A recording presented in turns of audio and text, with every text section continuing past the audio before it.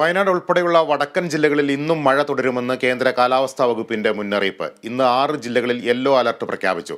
സംസ്ഥാനത്ത് ഒറ്റപ്പെട്ട ഇടങ്ങളിൽ ശക്തമായ മഴയ്ക്ക് സാധ്യതയെന്നും മുന്നറിയിപ്പിൽ പറയുന്നു. കൂടുതൽ വിവരങ്ങൾ സൂര്യഗായത്രി നൽകും. സൂര്യ, സംസ്ഥാനത്ത് പൊതുവെ മഴയുടെ ശക്തി കുറഞ്ഞിട്ടുണ്ടെങ്കിലും എന്തൊക്കെ മുന്നറിയിപ്പുകളാണ് കാലാവസ്ഥാ നിരീക്ഷണ കേന്ദ്രം നൽകുന്നത്?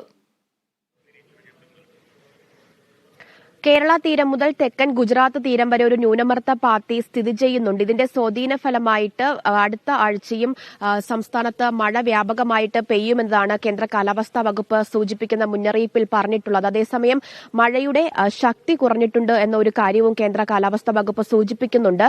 ഇന്നിപ്പോൾ 6 ജില്ലകൾക്കാണ് യെല്ലോ മുന്നറിയിപ്പ് നൽകിയിരിക്കുന്നത്. കോട്ടയം, ഇടുക്കി, കോഴിക്കോട്, വയനാട്, കണ്ണൂർ, കാസർഗോഡ് ജില്ലകൾക്കാണ് യെല്ലോ അലർട്ട് നൽകിയിരിക്കുന്നത്. കൂടാതെ കേരള തീരത്ത് ജാഗ്രതാ നിർദ്ദേശം നൽകിയിട്ടുണ്ട്. പക്ഷേ കേരള തീരത്തും അതുപോലെ തന്നെ ലക്ഷദ്വീപ് തീരത്തും ഏർപ്പെടുത്തിയിരുന്ന മത്സ്യബന്ധനത്തിനുള്ള വിലക്ക് മാറ്റിയിട്ടുണ്ട്. മറ്റൊരു പ്രധാനപ്പെട്ട കാര്യം, മലയോര മേഖലകളിൽ താമസിക്കുന്നവർക്കും അതുപോലെ തന്നെ തീരദേശ മേഖലയിൽ താമസിക്കുന്നവർക്കും ജാഗ്രതാ നിർദ്ദേശം കൂടി നൽകിയിരിക്കുകയാണ്.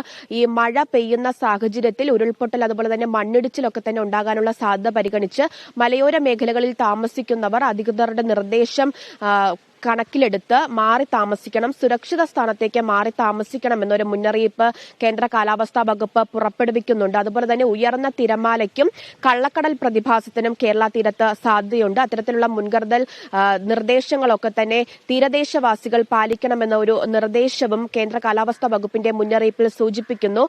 ഇന്നെന്തായാലും 6 ജില്ലകൾക്കാണ് യെല്ലോ മുന്നറിയിപ്പ് കേന്ദ്ര കാലാവസ്ഥാ വകുപ്പ് നൽകിയിരിക്കുന്നത്.